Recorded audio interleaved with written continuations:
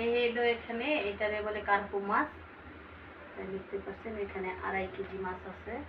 2.5 KG মাছের এটা KG নিচে হলো 200 টাকা। এখানে 2.5 কেজি মাছের দাম হয় 500 টাকা। 500 টাকার মাছ এখানে। এখানে আছে চিকেন 1 কেজি।